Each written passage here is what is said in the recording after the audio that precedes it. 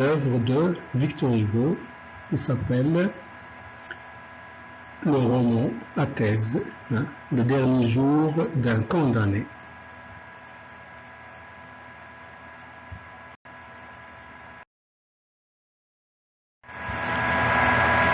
Alors, je propose maintenant un tableau récapitulatif dans lequel on va résumer quelques informations sur l'œuvre. Alors d'abord l'auteur, qui est Victor Hugo. Victor Hugo, c'est un écrivain français né en 1802 et mort en 1885. Parmi ses œuvres, nous avons Notre-Dame de Paris, Les Châtiments, Les Misérables, Le dernier jour d'un condamné, bien sûr, dont la date de parution c'est 1829, c'est-à-dire le 19e siècle. Alors, suite de ce tableau, on va parler du genre de l'œuvre. Alors, c'est un roman à thèse, car il défend une théorie, une thèse ou une idée et réfute une autre. C'est-à-dire, il défend une cause. Il défend ses idées pour les imposer, pour convaincre les autres. Alors ensuite, vous avez la tonalité.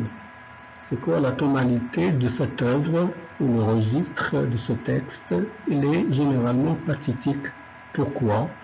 Parce qu'il y a l'expression des douleurs, du malheur qui frappe le condamné, et aussi polémique car l'auteur défend ses idées.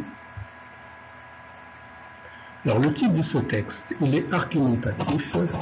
Pourquoi? Car l'auteur essaie à travers ce roman de donner des arguments pour l'abolition de la peine de mort. Alors la focalisation qui domine dans ce texte, il est interne. Pourquoi? Car il s'agit d'un monologue. C'est-à-dire, le narrateur fait un dialogue intérieur. Il y a l'utilisation du pronom personnel « je ». Le narrateur est lui-même le personnage.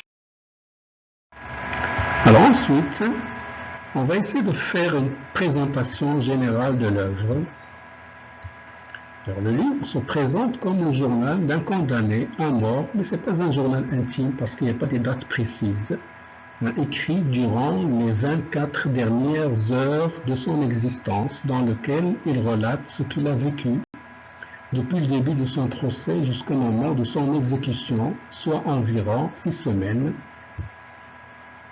Alors ce récit, c'est un monologue intérieur et il est entrecoupé de réflexions angoissées et de souvenirs de son autre vie, la vie d'avant, du passé, où il était libre, etc.